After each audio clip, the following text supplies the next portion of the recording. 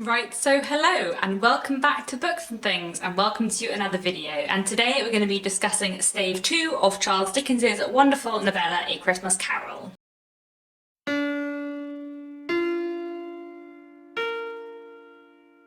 So I hope you're all enjoying the read along so far. A few days ago we spoke about Stave 1 and the opening to A Christmas Carol, and today we're going to be talking about Stave 2, the first of the three spirits. So in this part of A Christmas Carol, Ebenezer Scrooge is visited by the first of the three spirits he has been promised, the ghost of Christmas past. The ghost of Christmas past appears on the stroke of 1 o'clock and then takes Scrooge with it back through the past, through Scrooge's own past and the previous Christmases he has had, showing us Scrooge as a schoolboy, Scrooge's relationship with his sister when he was a child, Scrooge as a young apprentice, and a Christmas party at the place that he used to work. And then we also see Scrooge and the breakup of his engagement with the woman who he once loved. And then we also see that woman later on in life, a few Christmases ago, when she is married with children and very, very happy and kind of not caring very much about Scrooge. And so in this chapter, Scrooge is kind of going back through various Christmases, chiefly from his own past,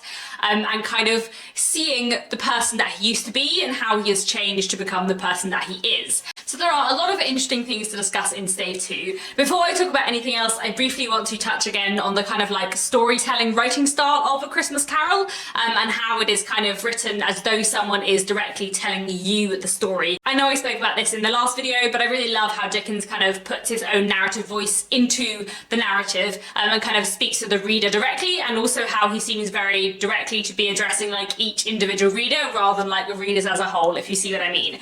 So for example, when Scrooge is in bed and the ghost of Christmas past is coming, Dickens says, "The curtains of his bed were drawn aside, I tell you, by a hand. Not the curtains at his feet, nor the curtains at his back, but those to which his face was addressed. The curtains of his bed were drawn aside, and Scrooge, starting up into a half-recumbent attitude, found himself face to face with the unearthly visitor who drew them, as close to it as I am now to you, and I am standing in the spirit at your elbow." I really love that little bit, partly because I enjoy it when Dickens like addresses the reader in that way, but partly because it's like almost spooky. Basically the implication is here is that like the person who is telling you the story of A Christmas Carol, Dickens or the narrator or whoever you want to think it is, they are standing like almost as a ghost at your side telling you this story, which I just think is such a like weird and wonderful image. And we have the same intrusion of the narrator into the story when we're being told about the Fezziwig's ball. Mrs. Fezziwig was as worthy to be his partner in every sense of the term. If that's not high praise, tell me higher and I'll use it. A positive light appeared to issue from Fezziwig's calves. They shone in every part of the dance like moons. You couldn't have predicted at any time what would become of them next. Apart from the fact that this is a bizarre and fun passage, I really enjoy the way the narrative voice is used here, both kind of Dickens intruding into the narration, but also like bringing you into the narration, addressing the reader directly and kind of bringing them into the scene as well, making the reader, like Scrooge, a kind of like outside ghostly observer of the scene that's going on. There is another passage in Stave 2 where the narrative voice really intrudes on the action, but we're not going to dwell too much on that here because it's the passage in which Dickens dwells on how like all the little siblings of Belle's daughter are like clambering over her and being playful with her, and that he would like to as well, in what is, let's be honest, a bit of a creepy way, so let's not dwell too much on that and talk about some of the other interesting things going on in Stave 2. So one of the things I think is quite interesting is how the ghost of Christmas past is described, and I always think it's really interesting in A Christmas Carol to dwell on how all the ghosts are described, especially because A Christmas Carol is so like such a thing in popular culture that I feel like a lot of the images we have of the ghosts in our heads are potentially from like film and television adaptations rather than from the actual novella. So this is what we are told about the ghost of Christmas past. It was a strange figure, like a child, yet not so like a child as like an old man, viewed through some supernatural medium, which gave him the appearance of having receded from view and being diminished to a child's proportions.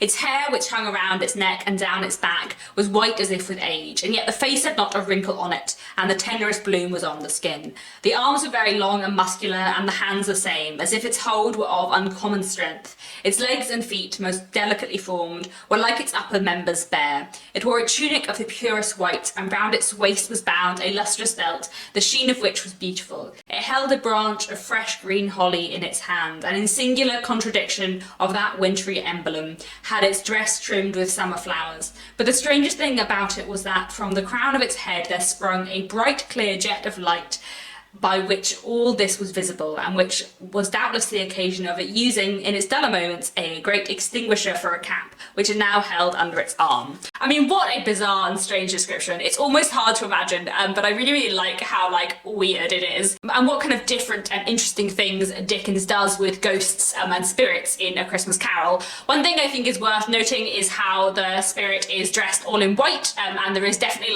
some angelic imagery going on in there, I think. I feel like the distinction between spirit and ghost and angel is possibly a slightly thinner line in the Victorian period, but it's quite interesting to see how the Ghost of Christmas Past is described, and also how being the Ghost of Christmas Past, time doesn't seem to work quite the same for the spirit, in that it looks kind of both old and young, and it also has this weird ghostly light streaming out of it, which seems to be the light of time or something. Definitely when Scrooge kind of puts the cap back on the spirit at the end of the chapter, all the visions of the past that he's been seeing cease. So it's almost like this spirit has the past coming out of its head, which is a bit strange, but kind of cool. In fact, he tells Scrooge that Scrooge is one of those whose passions made this cap.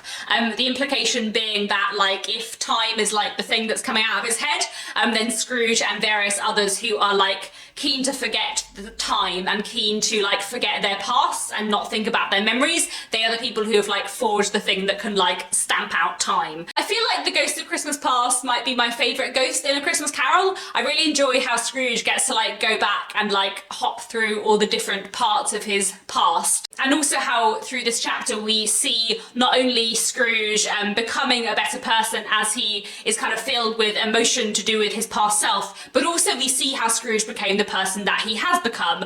We see his change from his lonely childhood into his, apprenticeship, and the way he did enjoy his work and the company around his work then too. We see his relationship with Belle and how it collapsed. And I think there are also other hints within this chapter, things that we don't so actively see, that do tell us about why Scrooge has become the kind of person he is. For example, when his sister Fanny appears at the school and says she has come to bring him home, she says, "Father is so much kinder than he used to be that home's like heaven." And I think there are two interesting things about that paragraph where Fanny talks to him about home. One is the fact that there is no mention of their mother, which implies that their mother is dead and possibly has been for quite a while, and also the fact that Fanny says, "Father is so much kinder than he used to be," implies that perhaps Scrooge's father has been quite cruel to them, and especially to him in the past, which I think is kind of interesting because it's not something that is fully explored, but the implication is definitely there. And later, through his conversation with Belle, we also get the implication that he has experienced economic hardship.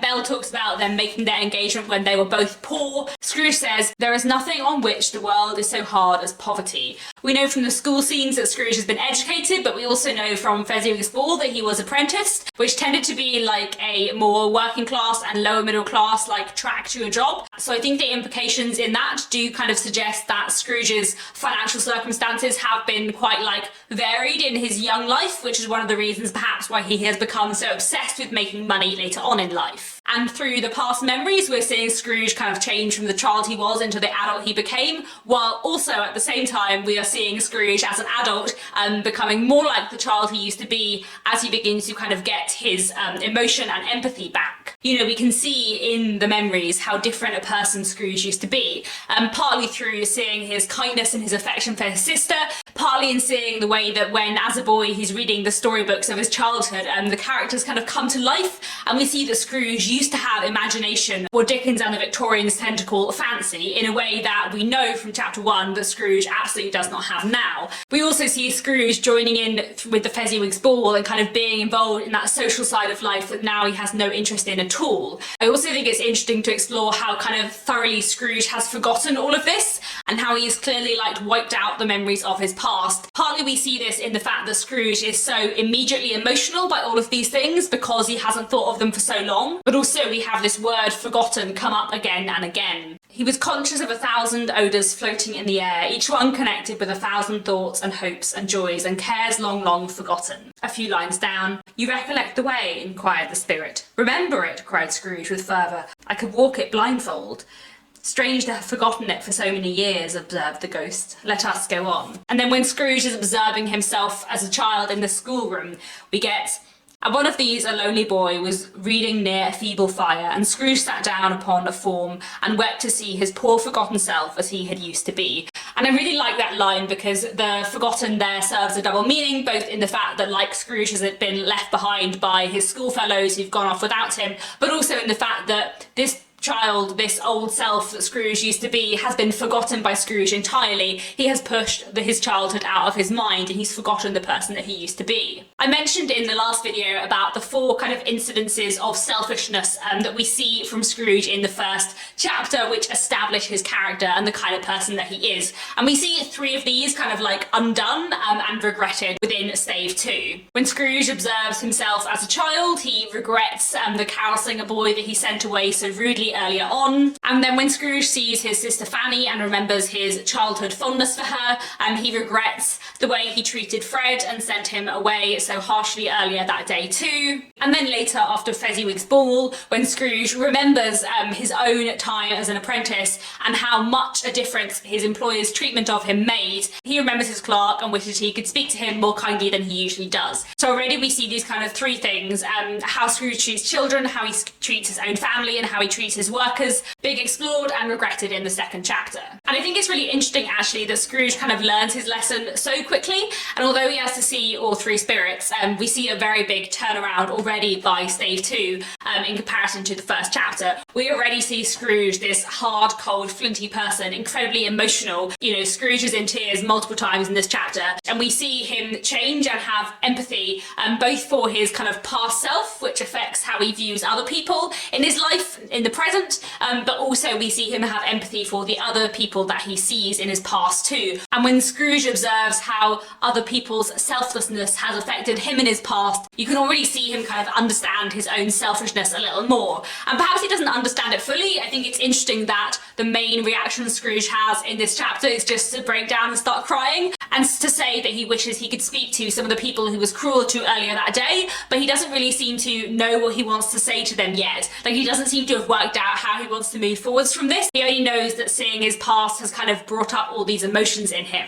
And towards the end of the chapter, we can still see that he has some of his old selfishness in him. After he's witnessed the scene between him in the past and Belle, his once fiancée, which I have to say I think is a fantastically done scene, he says, "Spirit, show me no more, conduct me home, why do you delight to torture me?" And you can see that this is like one lesson he doesn't really want to learn from. And then at the end of the chapter, he shouts, "Haunt me no longer," and kind of struggles with the spirit and ends up like putting the extinguisher cap back on the spirit and blocking out the light and kind of vanquishing the spirit. And we already know kind of from the beginning of the chapter when the spirit kind of complained about the cap and the people whose kind of behaviour has forced it into existence, that this is not something that the spirit wants. Like, its stream of time kind of like ought to be free, I suppose. Every now and then I think about A Christmas Carol properly and I'm like, goodness, it is actually really weird. Which is great because, you know, I love Dickens and Dickens is a bit wacky and strange. Like, I think we often think of A Christmas Carol as being like a very straightforward morality tale, and obviously in some ways it is. But actually when you look at the strangeness of the ghosts and what they do and how unusual they are in terms of ghosts, like actually it is a very original and innovative story as well, which is something that I really, really love about it. So I think that's all that I have to say about Stave 2 for now. I hope this has been interesting, and in a few days' time we'll be talking about Stave 3, in which we meet the ghost of Christmas Present. And I am really, really enjoying rereading A Christmas Carol so far, and it's nice to read it kind of a bit more slowly, a little bit more in depth. I love A Christmas Carol so much, and I hope that you're all enjoying it too. So that's it for now, and I'll be back very soon with another bookish video.